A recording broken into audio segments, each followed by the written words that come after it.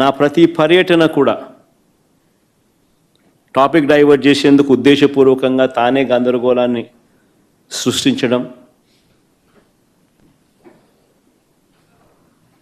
ఉద్రిక్తతలను తానే రెచ్చగొట్టే కార్యక్రమం చేయడం కోసం ప్రయత్నం చేయడం,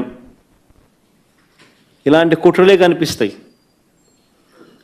నా పర్యటన అయిపోయిన తర్వాత పోలీసుల ద్వారా చంద్రబాబు నాయుడు గారి దగ్గరుండి తప్పుడు కేసులు పెట్టించడం,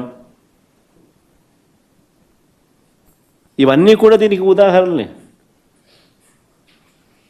మిర్చి ధరలు దారుణంగా పడిపోయిన నేపథ్యంలో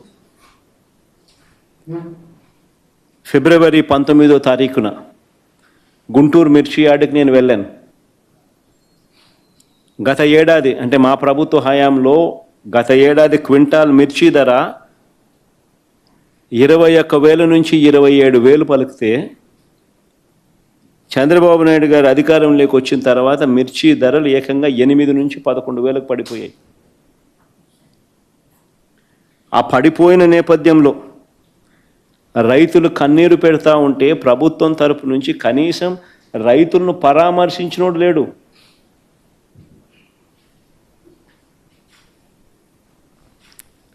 ఆ రైతులకు తోడుగా సంఘీభావంగా మద్దతిస్తూ ఆ మిర్చి యార్డుకు పోయింది జగనే. అదేమన్నా తప్ప అని అడుగుతా ఉన్నా.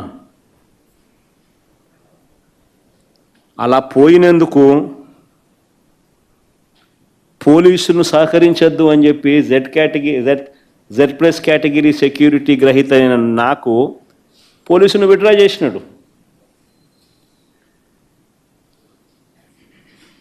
అంటే ఆయన 3 వచ్చినప్పుడు police Z plus category security ఇస్తాడు, ఆయన 3 రానప్పుడు జెడ్ ప్లస్ కేటగిరీ సెక్యూరిటీని విత్డ్రా చేసుకుంటాడు.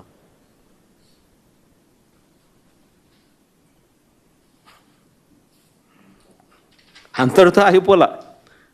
చంద్రబాబు ఆదేశాలతో ఆ రోజు ఒక్క పోలీసు కూడా సహకరించకపోగా తిరిగి మాపైన కేసు పెట్టినారు. రైతులను మిర్చి యార్డులో పరామర్శించినందుకు మాపైనే తిరిగి కేసులు, రైతులకు సంఘీభావం తెలిపినందుకు మాపైనే తిరిగి కేసులు. మళ్ళీ ఏప్రిల్ 8,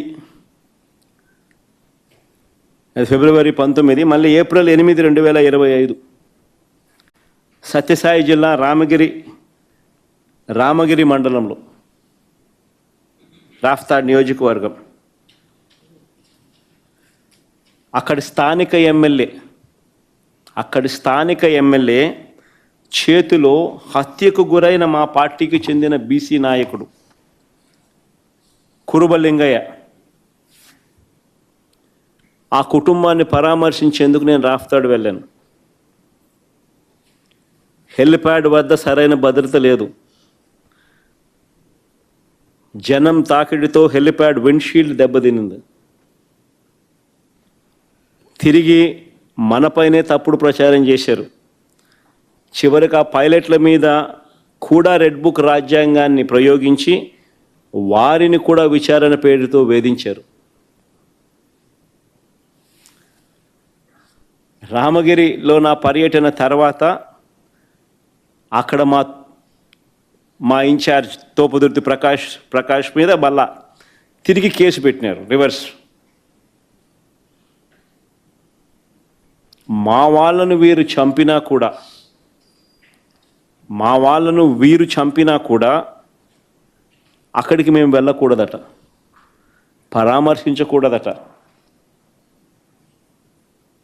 ధర్మమేనా ఇదని అడుగుతా ఉన్నా.